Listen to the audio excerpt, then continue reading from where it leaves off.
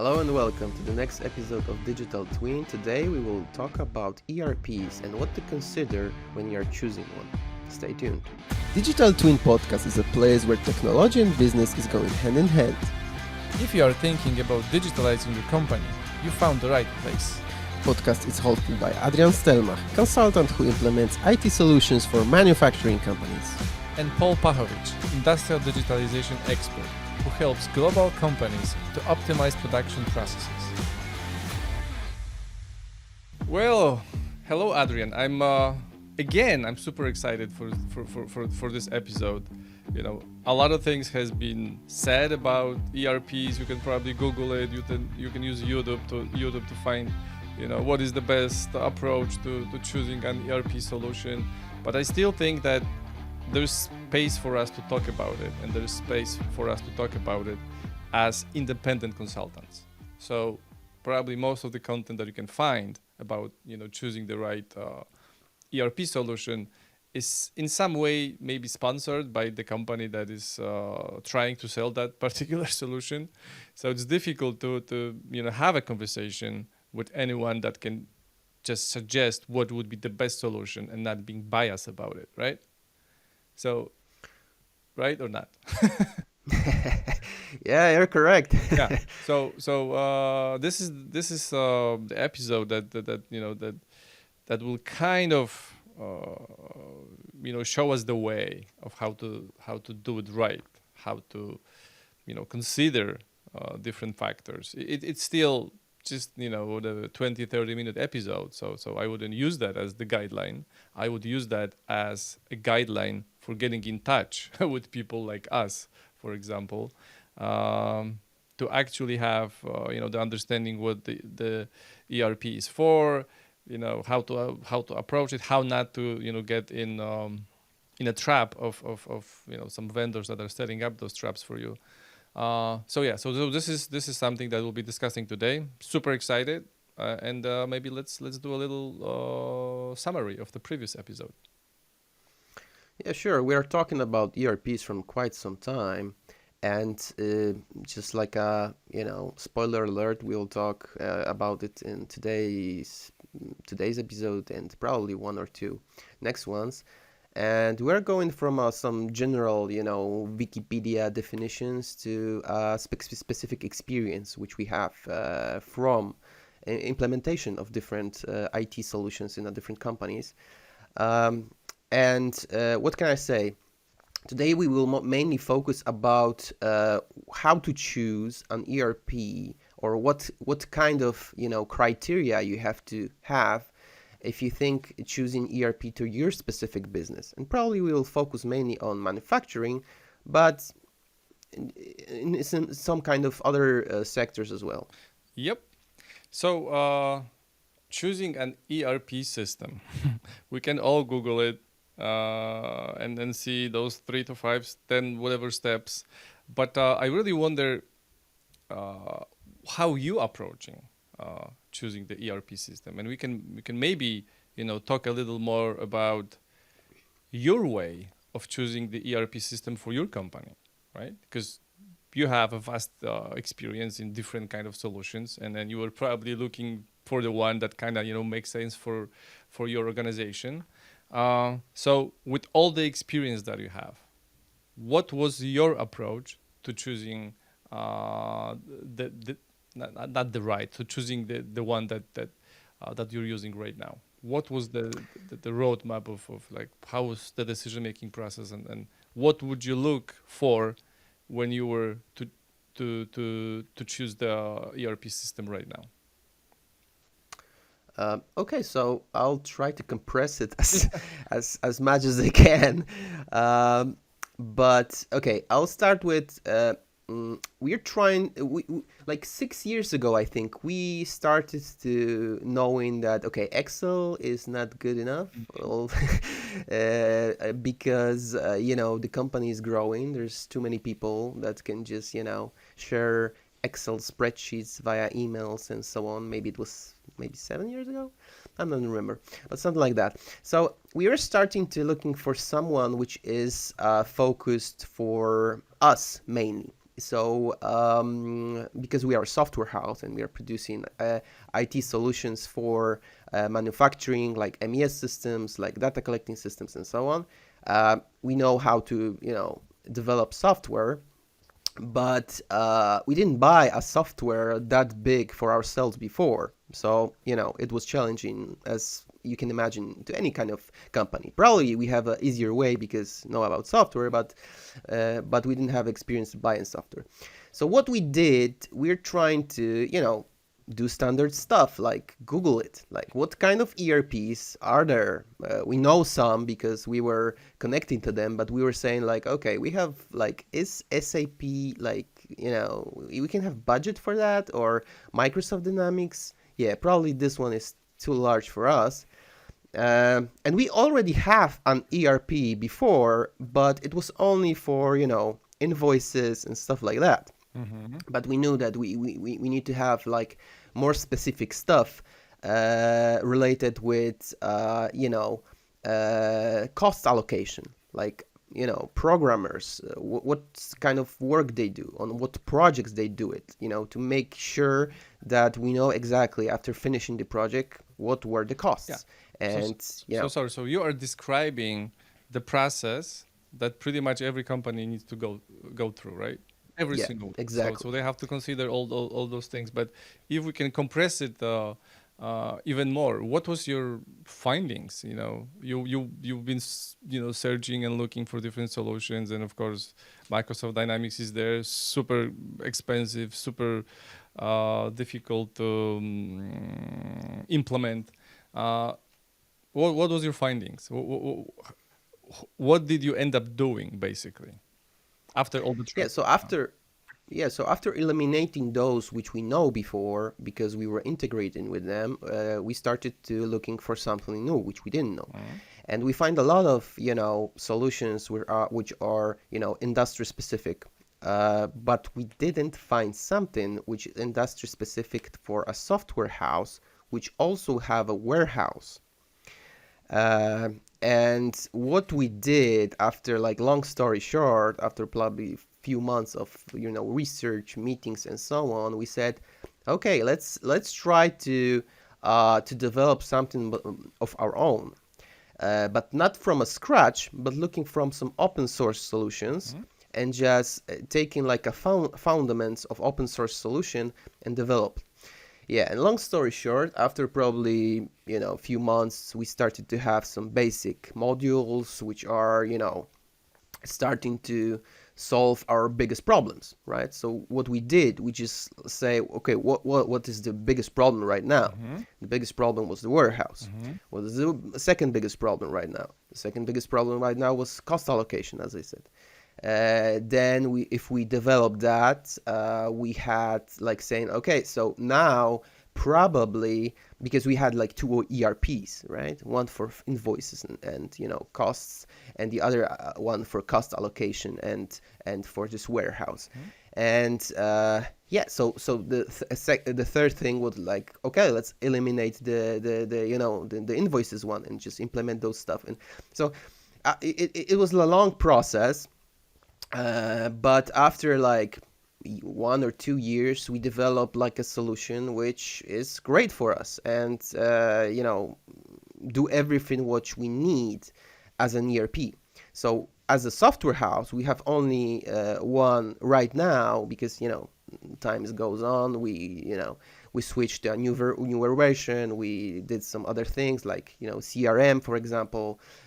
We have there like notes, like project management stuff, like long time predictions of people availability, and so on and so on. So we have like tens of modules which we're using daily, and yeah, it was a long ride, but I want. it was a specific one, I This would is say. good. This is awesome. I want to have an episode that will be called "The Only ERP System You'll Ever Need," and I want that Mhm. episode to talk about the solution that you created. But maybe let's have that in the backlog, and let's do that maybe in 2 or 3 episodes from now. But now let's get back to like the main episode. So we are choosing uh, the ERP system, what um, what would be the first question that you would ask yourself when choosing one?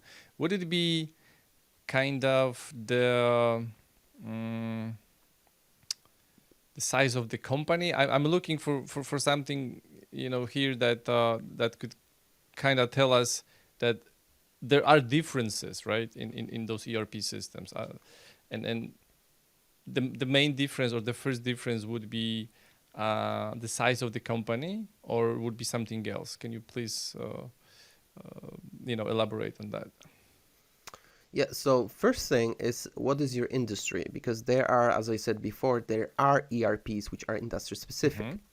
Uh, some of them are not scalable. So, you're just buying an base app, like choose apps from App Store or Google Store or whatever, and they have some functions, but you cannot tell them, okay, just give me the other new functions, right? Mm-hmm. So this is so the first thing is what kind of industry you're working in.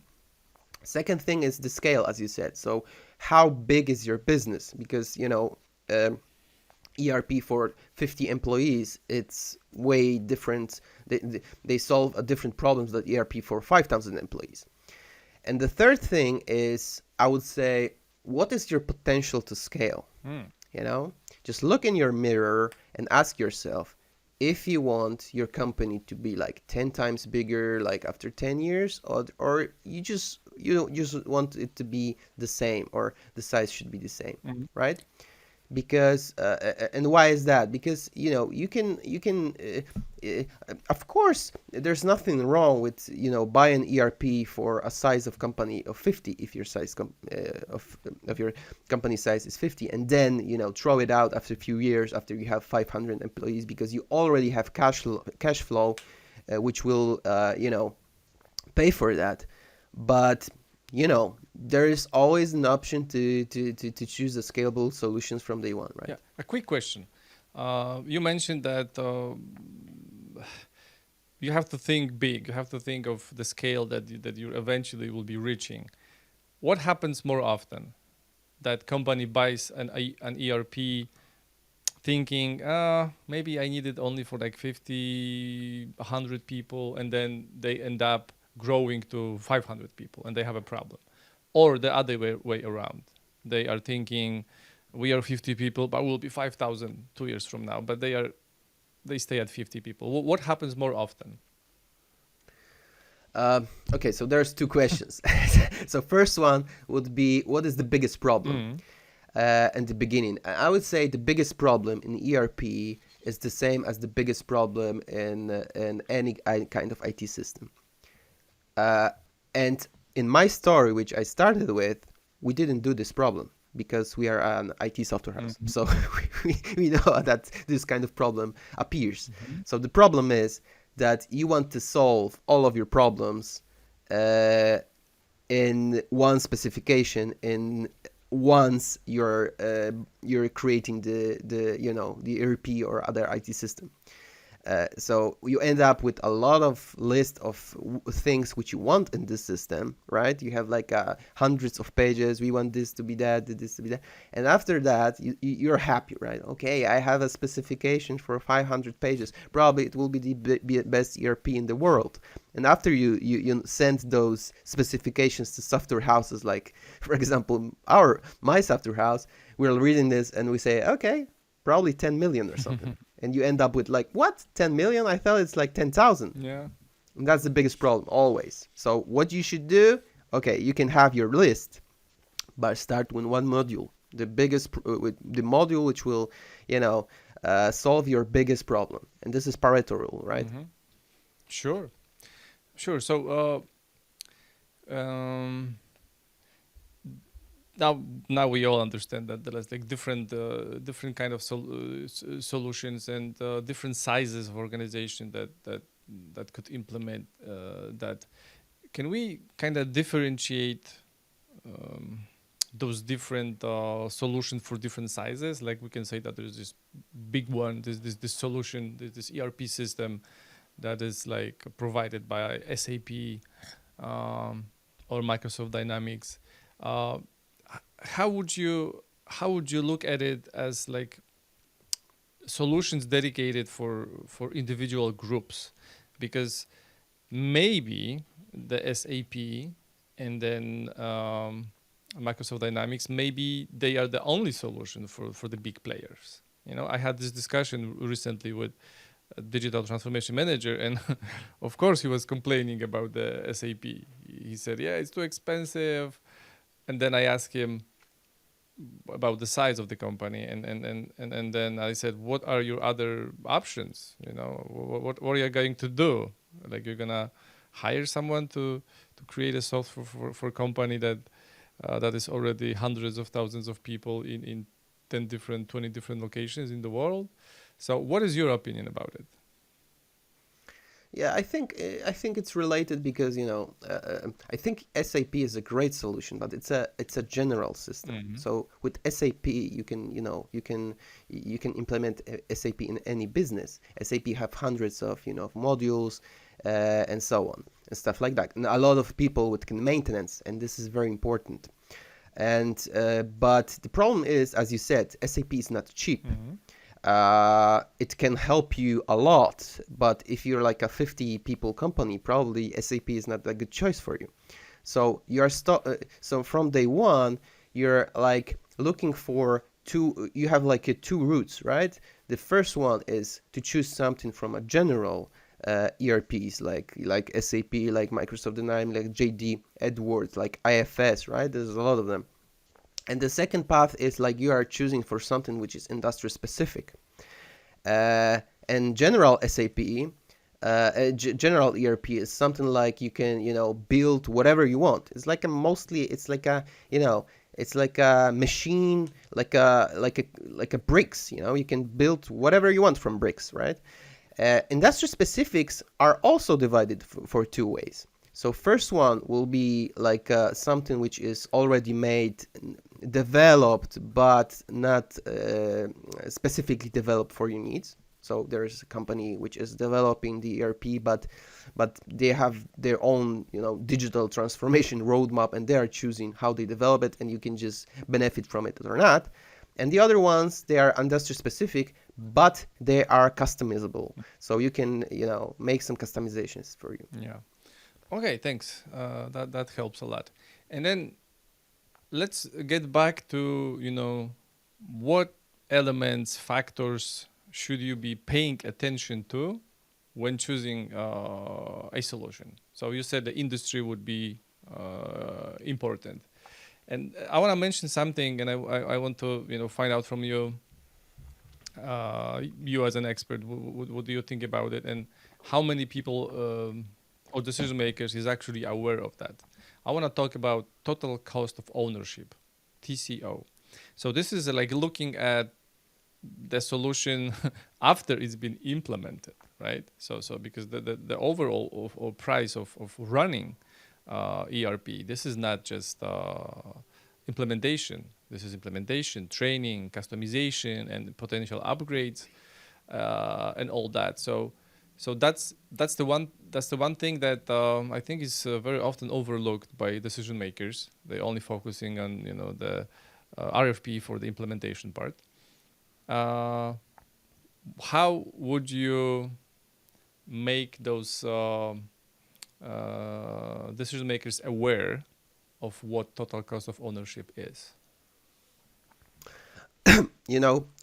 I think this is the biggest problem, that people from day one, they only think about costs from licenses and implementation, let's say, right? Mm-hmm. So we say, okay, let's buy ERP, and we say, okay, those licenses for SAP or whatever cost like, let's say 500,000, Mm-hmm. and the implementation which cost like another 500,000. Mm-hmm. Okay, it's 1 million, and it's great. But you also need to know that there are some other costs, and the other costs in ERP, probably a lot of them is your people in your company already have computers. So if they have computers, they already can use ERP, but because it's most of the solutions are web based, so you only need a web browser or a phone or whatever to just have access to it. But you also need infrastructure, so like a servers, like a network, or like a cloud solution where this ERP will be implemented, right? You have to make it secured. Of course, you can make it in a simple way. You can make it in a less simple way, I would say. You also need a maintenance, and you can do it by yourself, which probably, if you're not a software house, probably it will be not recommended. Or if you're a small company, if you're a big company, sure, you can do that. Uh, and as you said, upgrades and administration to make sure that things is going. So total cost of ownership, if you count it in few years, this is something which you have to do from also as a parameter of choosing a proper solution, because you can buy like a free solution, but the maintenance will be like a crazy. So totally you will pay like twice as more. Yeah, something, for all the digital leaders out there, factory managers, directors, and all that, please consider that, because that might overall save you a lot of money. So this is, Yeah. I think, the perfect moment to talk about the implementation cost versus maintenance cost, right? We kind of Yeah. started talking about this, with this previous question, but and it's kind of obvious what it is, like the implementation and then the maintenance. But if we can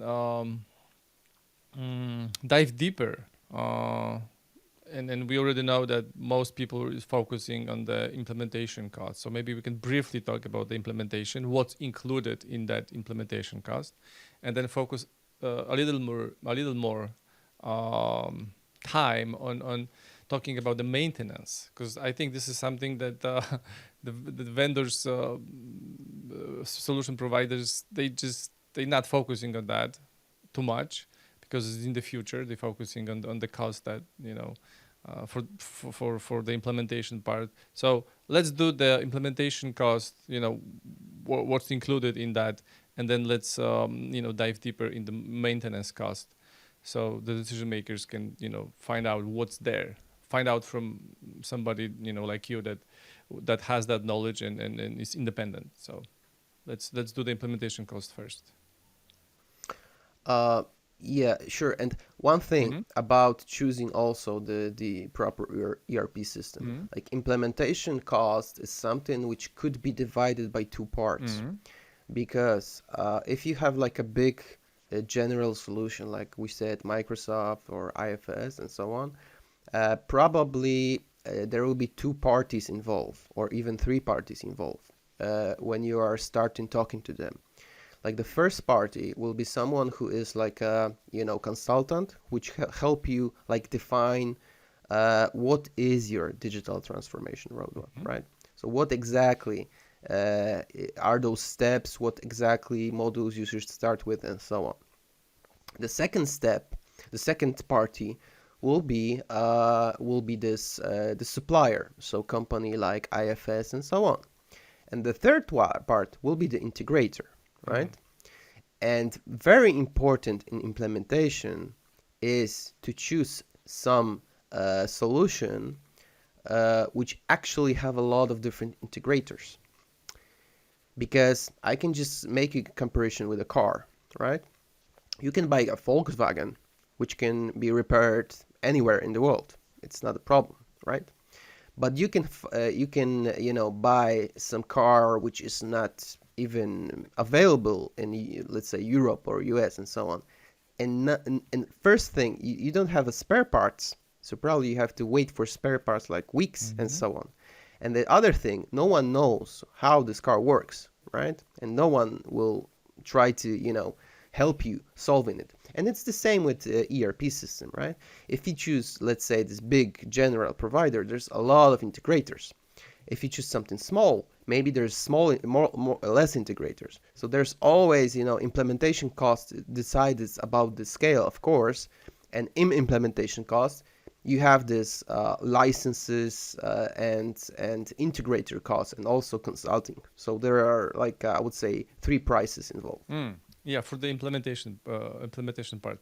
But, and that's probably the part of every RFP request. But then the maintenance cost. This is, I think, something that needs a little more clarity, because what do you mean by maintenance? If you decide to run upgrades, that will be probably a lot of money. But if you just want to maintain it, that will be maybe less money.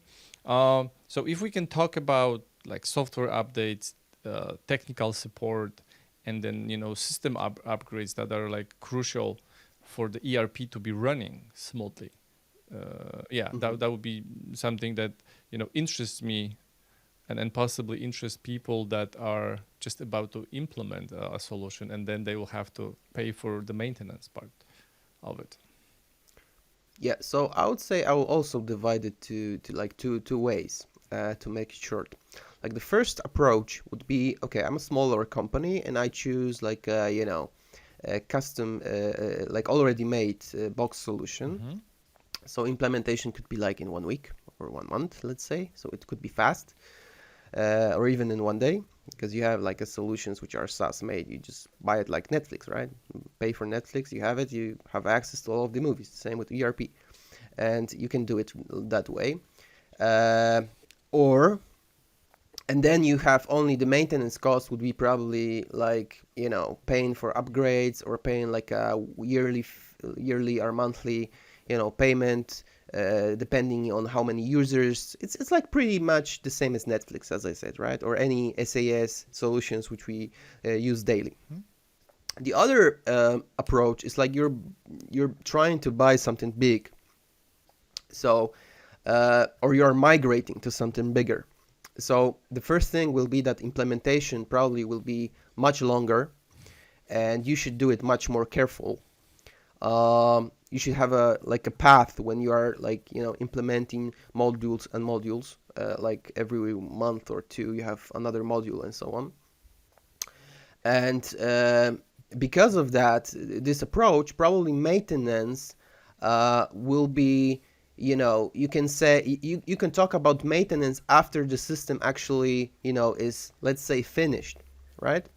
And in maintenance cost, then you have like, first of all, this is like a yearly cost of licenses. Mm-hmm. So you have access to upgrades, you have access to newer modules and so on. And the second thing is like administrating the system and making it running, right? If we buy Netflix, we don't see if it shuts down and so on, or we see it rarely because there's a lot of people involved working on that, it's running, right? That networks is okay, that movies are in a good quality, that subtitles are like, there's 100,000 things going on in the background which we don't see because we use the scale of Netflix, that's a million households. But if you buy a general solution which are only running in your infrastructure, you are the one who's responsible of all of those things.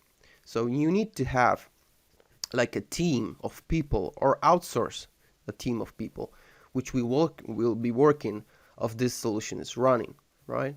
Right. Yeah. And this is the difference. Okay. Awesome.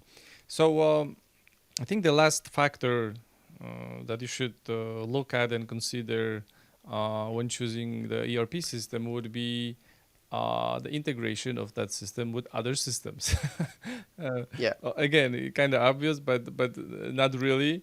Very often it happens that you go for some off-the-shelf, out-of-the-box solution, and the salespeople are telling you it can integrate with everything and anything. And since you implement it, you find out it doesn't really integrate with everything, and the company is not gonna rewrite the code, especially so you can integrate, because it's an out-of-the-box solution, so they have to do it for everyone else as well.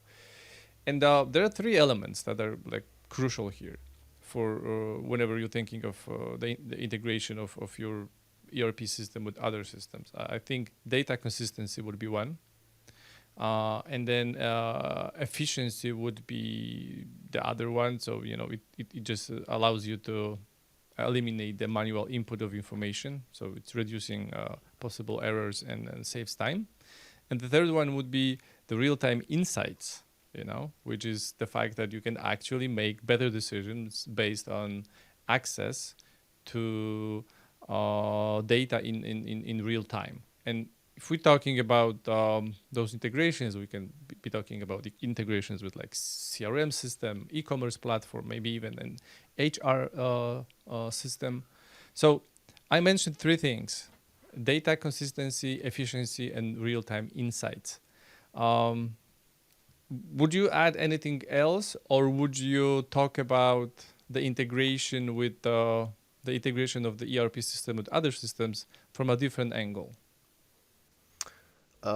Yeah, I would say I'll talk about it in a different angle because, of course, it depends what is your business. I mean, what exactly you're doing, right?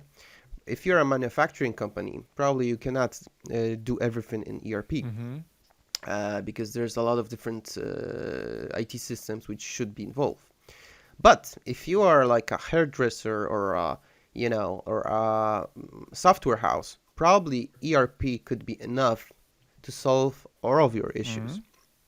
And so if you have some systems already, let's say, as I told you before my example, we had like a system for the invoices, right? So what we did on the beginning, we were running two systems at the same time. But we have to ask ourselves a question: do we want to integrate those systems together? So one of them will be doing the invoices, the other one some other things, or we want to throw out the invoices one and just build the invoices in the second one. So everyone should ask the same question: do you want to integrate? Because there's no sense to build it, or there's no sense to integrate because you can just throw it out. We will talk about more about benefits of having one system for everything and few systems, I think, in the next episode. So I'll deep more into that in the next episode. Yeah. Okay. So I think this is the time to summarize it. Not sure if we do takeaways, but just I really, I really feel that a lot of buying decisions are not made properly, and I wish we could maybe influence more decision makers. Not influence in terms of making choosing this particular solution, but just influence in terms of actually paying attention to what's important for them, and then what would be the benefits of choosing the one solution. So there's a lot has been said about choosing that solution that is good for you, but the goal for this episode was actually helping you choosing the one that is good for you, not that is good for the vendor provider, but good for you as a company. So I think we can sum it up this way, and I'm excited for the other episode that you kind of did the spoil a little bit that we'll be talking about. Do you need one solution? Do you need more solutions? What's more effective? What's better for you? And all that. So is this coming up in the next episode, Adrian? For sure it will. Well, then stay tuned. Stay tuned, because this is big. What do you do? Like, should you keep one? Should you keep paying for maintenance of all the solutions that you have already implemented within your company? What are the benefits? What are the possible cost differences in that? So